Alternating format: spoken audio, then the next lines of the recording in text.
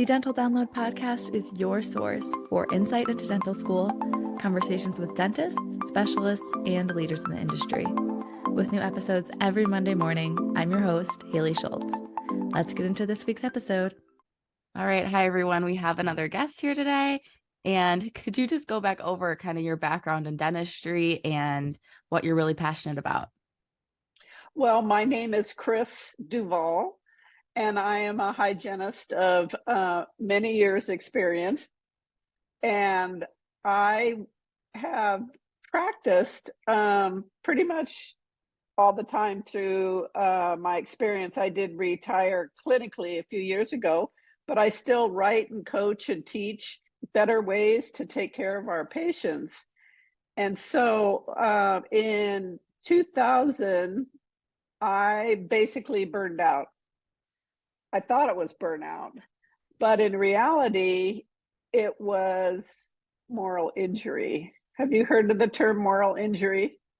I've heard of it. Thankfully, not too familiar with it myself yet, but heard of it. Well, sometimes it happens quickly after you get out of school, and other times it can take years to develop.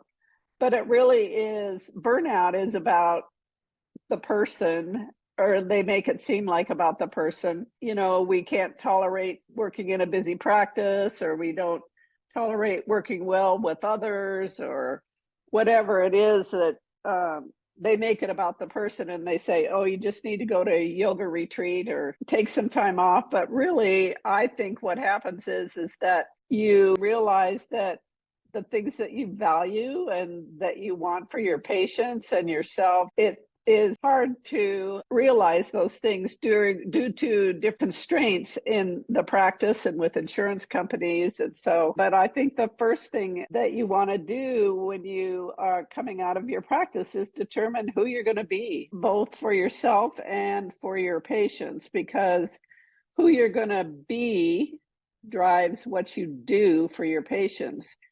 So in my case, after I kind of had my meltdown in dentistry, I decided I was going to become a lifeguard for my patients, because I overlook a pool of patients. When you're in relationship with patients, you can talk about anything. So when you see things going on in patients' lives or different risk factors, you can easily talk about those. Yeah, finding out who you want to be for your patients and how you're going to develop your philosophy of care is really important as you come out of dental school. I have a son that is a dentist, so I know he went through a lot of these same challenges when he was getting ready to make his decision. So when we're coming into a practice, I can already see how valuable the hygienist's role is, especially like you're saying, that patient rapport, and they oftentimes trust the hygienist more than the dentist.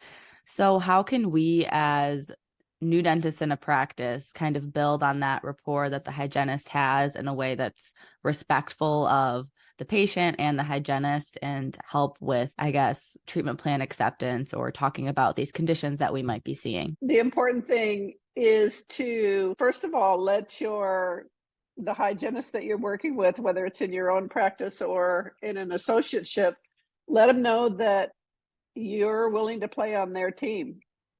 And as you come into the practice, it's not that you come in there ready to change everything that they're doing. Build value for what they're doing for the patients that you co-see. Realize you're part of this team and you're all here for the same purpose, and be willing to learn from the hygienist that's in your practice. Lots of times they have a lot of experience and understanding and knowledge and relationships with the patients. So they can, you as a dentist, foster that relationship and teach you how to build relationships with patients too. So that's important. So you mentioned discussing with them, like, what advice do you have for me in terms of building relationships with the patients here? Are there any other conversations that we could have with the hygienist before there's even a patient in the chair? Again, letting her know that you're there to learn from her as well, because you can't walk out of dental school knowing all there is to know about actual patient care. Ask her what her primary focus is when she sees a patient, and learn from her as to what she's doing, how she does it. And when you come from that approach, there will probably be things come up that maybe in the form of conversations that the two of you may find out that there may be a better way to do that now. Just be open and willing to learn and be there to help her make her job easier and make things better for the patient. I mean, that's what we're all focused on truly, is the health and wellness of the patient. So Since you made that shift, you said almost 20 years ago, to being more proactive and really looking out for different risk factors in your patients more than you even did before with that like lifeguard role. Can you tell us about how that changed what your day-to-day career looked like and the, I guess, reward that you got back from that? well, what it did for me was I made that decision that I was not going to just repair the damage anymore that I saw with patients. What I was going to do is I was going to prepare them for health in everything that I did. So there were three factors that I shifted from the repair side over to the prepare side. And that was my mindset and how I thought about patients and who I was going to be for them. Because I chose to be, like I said, a lifeguard, someone who could guard and guide the health and wellness of the patient. I shifted from being somebody that was just there to remove calculus from their teeth to a lifeguard that was going to help prepare them for a better tomorrow. So the second thing was in my messaging. I shift communication. To me, communication is like one script fits all. And I personalized that according to what my patient wanted for themselves. And so I made them a message, created a message for them and a framework of verbiage that would focus on what that patient wanted for themselves. Because you see, every patient wants something for themselves. And our role and what's important for us to do is to ask them the most number one important question in my opinion that I could ever begin to ask a patient. And you might as well take a 3-inch piece of duct tape and put it over my mouth if I don't know the answer to this question. And the question is, tell me about what you want for yourself. Because patients buy what they want, don't they? And so it's like, have you ever gone into, say, buy a car, and the car salesman comes out and says, without even asking you anything, I want to show you this car over here. This is a perfect car for you. You need to invest in this car. Well, that's not what I want. So you have to go back and really find out what your patient wants for themselves. It can be a lot of different things. And you also have to find out what it is that your patient needs to, in order to give themselves permission to do what you've recommended that they do. So your messaging is very, very important. Make it personal, practical, and create a message that has stickiness that they won't forget. And then the third thing is your clinical habits. So the emerging science is showing us that we need to be taking better care of our patients, doing that by making sure that there's a match between the science and our protocols. Right now, there's a huge mismatch between the two. And what I mean by that is, you know, there's more to just coming in and having your teeth cleaned every few months to keeping your mouth and your body healthy. So we got to update your clinical habits and your protocols to make sure they're in alignment with the science. What advice would you have for either a patient that is new to the office and they've been out of dental care for a while, or they're new to the office and they've been seeing another dentist like their whole life? And because dentists have so many different treatment philosophies, as we're saying, more proactive versus reactive, and you look and you see so many things that you would like to address, but it's their first time seeing you. So how do you balance that conversation of not information overload or seeming like you're just trying to like sell them on things? Is it going back to what you said of like, why are you here? Why did you switch dentists? Like, what are you hoping to get out of this? Is it those kind of conversations, or is there something Ab- else? Absolutely. You gotta listen to the patient's story. And oftentimes, um, there's things that the patient didn't feel were addressed. I mean, they're shifting to your practice for some reason, and that's important. You're right, it's important to find that out. And also, um, give them what they want. Like if a patient comes in and says, I just shifted because and I'm here today just to get my teeth cleaned. Great. Have a seat. Let's take a look, find out what's going on. And when you be sure and ask that question, tell me about what you want for yourself very early into your appointment. That's going to guide um, what you talk about, and it's also going to guide what you do. So in my case, what I would do was I would find out what the person wanted for themselves, and then I'd do my evaluation to see what their perio health is and their cavity status, and then their general health and wellness status. And if somebody told me, well, I want to be healthy, well, how healthy do you want to be? I'll do anything you tell me to do. So all you have to do at that point is, because you know what they want for themselves and you've evaluated all the parameters with your, um, finding out what their different status is and where they want to be. And all you have to do is step into that gap, because you know how to get them from point A to point B. So you just step into that gap and make recommendations. Because you've told me you want to be healthy as you can get. Here's what I'm going to recommend for you today. In addition to cleaning your teeth, I'm going to recommend that we do X. So just give them the opportunity to focus and frame all your conversation around what it is they want for themselves. I mean, it's the same treatment that if you had just hadn't asked that question, but your patient is going to be much more open to accepting your recommendations if you do it in that framework. That's great advice. And I know for questions about dental school, it's been a while, but I know you mentioned your son was as a dentist as well.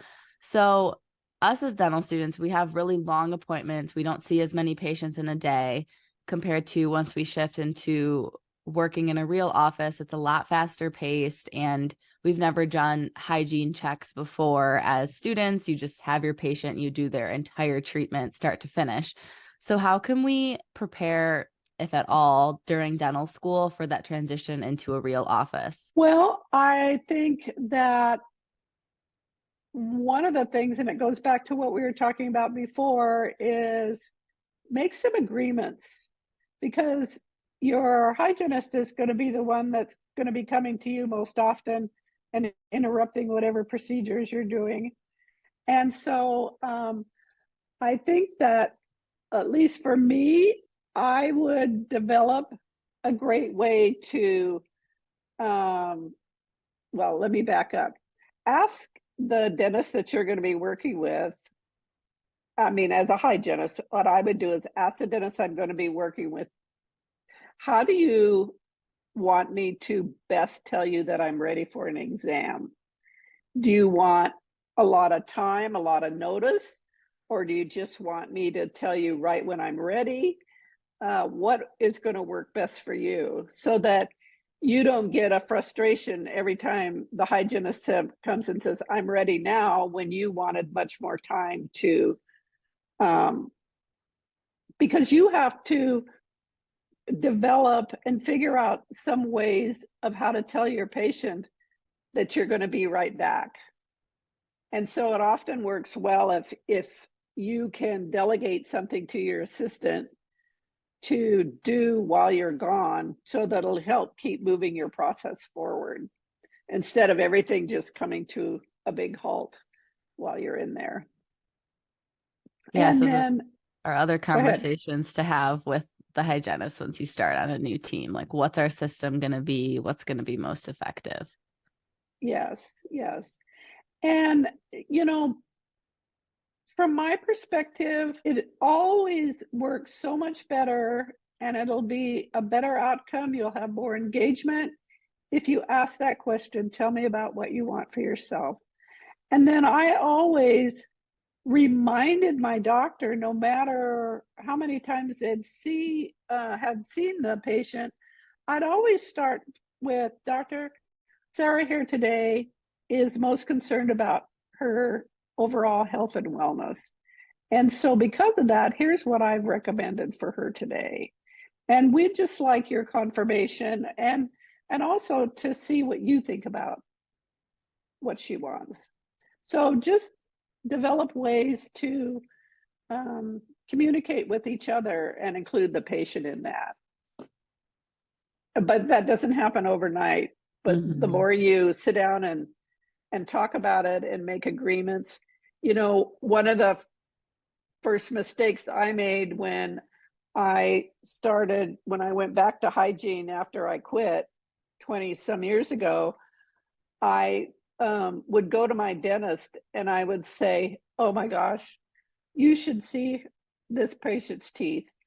She really needs you to do a complete overhaul, rehab of her mouth. And he goes, well, that's nice you think that.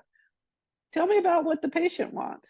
Because we can have all kinds of grandiose ideas about what we think they need, but you always have to go back to what does that patient want for themselves. So it's really important. And oftentimes they're the same things as what you think they need, but you just have to approach it in a very different way so that it comes across to the patient that it's part of what they want. They'll get their results that they want by doing that. Yeah, that's great advice. And we've talked kind of a few overarching messages today, but are there any other final advice that you want to get out to listeners or like a take-home message? Yes, there is. And especially in the world right now of the lack of hygienists and what some doctors will do just to keep a hygienist sitting in the chair. And I heard something that really made sense to me. And it was a question that this guy asked, and it didn't have to do with dentistry, but this so fits into dentistry. And he needed to know the answer to this question. And I think this is so telling. He would ask them, what of these four things is most important to you?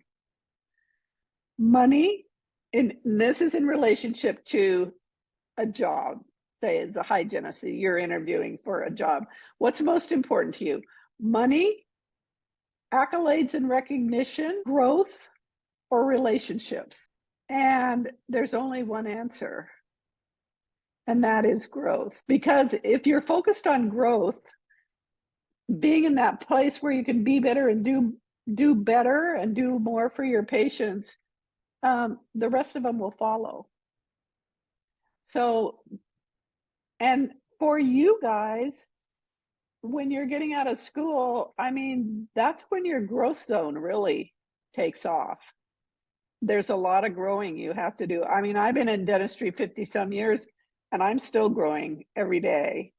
And so be focused not only for yourself, but for your team members that you'll be working with, that, hey, we're all here to grow, to get better and do better for our patients. So be focused on growth.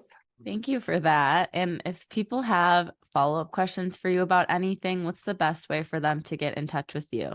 They can email me at Cris, CRIS, at thelifeguardapproach.com. Perfect. Thank you so much. You are so welcome. It's nice talking to you today, Haley.